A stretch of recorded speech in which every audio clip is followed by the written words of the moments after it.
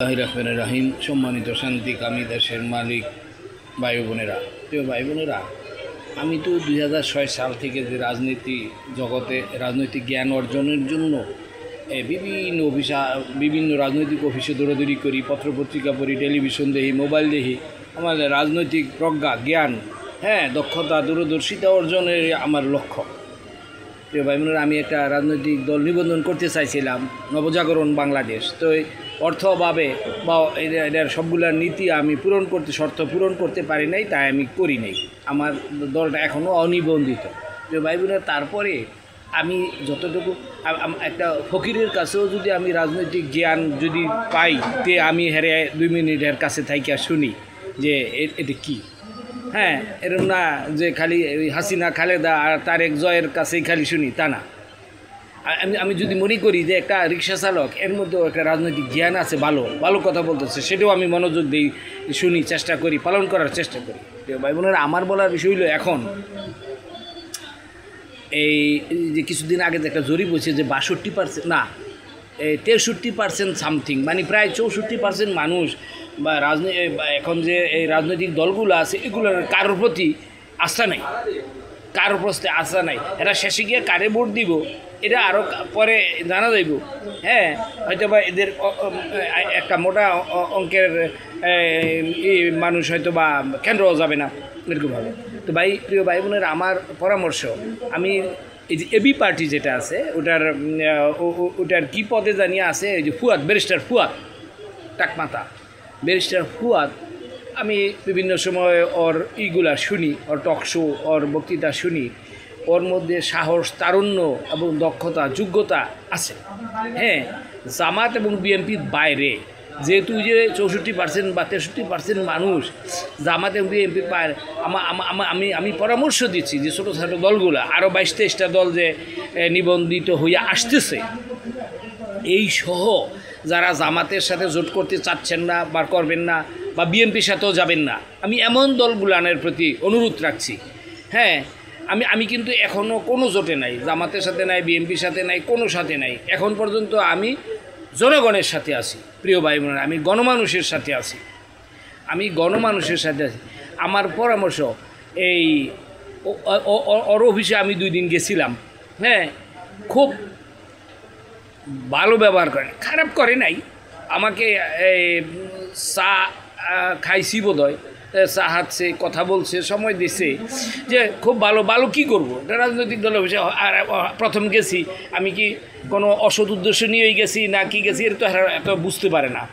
তারপরে খুব খারাপ ধরনের একজন ভদ্রলোকের নাম হলো আব্দুর রহমান, 3-4 নাম্বার 5-6 নাম্বার হইব। সে আমার একটা তসবি আর একটা বই উপহার দিছে, সত্য কথা।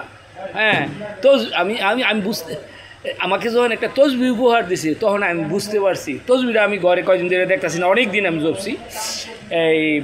তো তার কাছে সেই তসবিটা পড়তো নিয়মিত। আমি গিয়েই দেখি হের হাতে তসবিটা, বার ছিল শুক্রবার দিন। আমার একটা তসবি দিছে, আর একটা মোটা বই দিছে।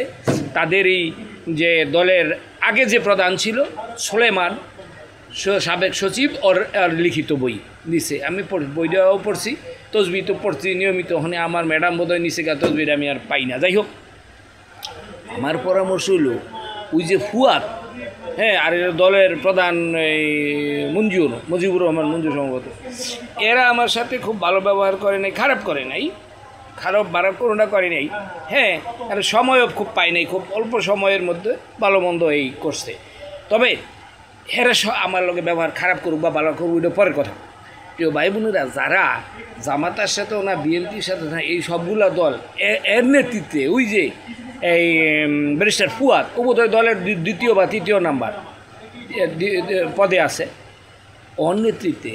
ও যে একটা কথা বলছিল যে ক্যান্টনমেন্ট উড়াই দিব, এই কথাটার ওজন আছে, সাহস লাগে। এই যে এত ঝুঁকি নিয়ে, রিস্ক নিয়ে বলতে পারছে, এরকম সাহসী বা এত যুবক, কখনো সাহসী যুবকের দরকার।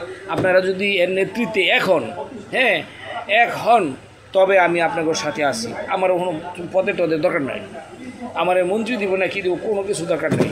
আমি দেশের মানুষের কাছে যাব, কথা বলবো, দেশের মানুষের কাছে ভোট চাবো। প্রিয় ভাই বোনেরা, এই আল্লাহর সাক্ষী রে কইতেছি মরাকাত বই এগুলোর সাথে আমার সক্ষতা নাই। এমনকি আমার আরেকদিন দেখলে বোধ হয় চিনবো না, হ্যাঁ লগে যে আমার একদিন দেখা হয়েছে, হ্যাঁ হ্যাঁ আমারে বড় পদ দিব না কি দিব এমন হইতে পারে। একটা দলতে আমার মনোনয়ন দিত না, আর আমি জোর করে মনোনয়ন চাইতেও যাব না। হ্যাঁ তবু আমি যা দেখতেছি ওগো কার্যকলাপ, দলের নামটা সুন্দর, আমার দেশ এবি পার্টি, আমার দেশ পার্টি, হ্যাঁ নামটা সুন্দর, মার্কাও খারাপ না, এদের কার্যকলাপ খারাপ না, ভালোই। এদের দলের মধ্যে যোগ্য মানুষ অনেকে আছে, আমি দেখছি।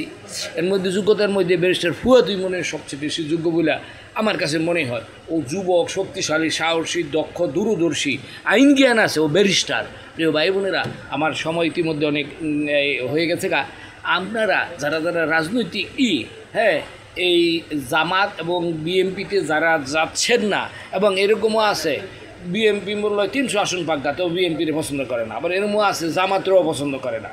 হ্যাঁ তা আপনারা এই নেতৃত্বে আসেন ভালোভাবে, ডাইনি ভাই ঘুরাঘুরি করে সময় নষ্ট করেন না, বইলা সময় নষ্ট করেন না, এই আমার অনুরোধ। আমি আর আজকে সময় বাড়াবো না। হ্যাঁ এটা আমি এই রাজনৈতিক এই যে আরও যে কতগুলা দল আছে এই যে জামাত এবং বিএনপির বাইরে, তা এখন বোধহয় 50টার কম হবে না, এই দুই দলের বাইরে। হ্যাঁ তো এই আপনাকে বলতেছি, এর নেতৃত্বে আপনারা একটাই করেন। আমি মহান আল্লাহর উপর ভরসা রেখেছি, আমি আপনাদের সাথে আসি। আপনারা আমার কোনো জায়গা দেন বা না দেন তবু আপনাদের পক্ষে আসি। হ্যাঁ কিন্তু এখন পর্যন্ত আমি বিএনপি বা জামাতের সাথে এই হ্যাঁ হেরা কেউ খারাপ আমি এগুলো বলতে যাই না, আমি তাদের সাথে এখন পর্যন্ত এই যাইতে পারতাছি না, যাই নাই, যাবো তাও মনে হইতেছে না। সবাই ভালো থাকেন, সুস্থ থাকেন। আসসালামু আলাইকুম ওয়া রাহমাতুল্লাহ।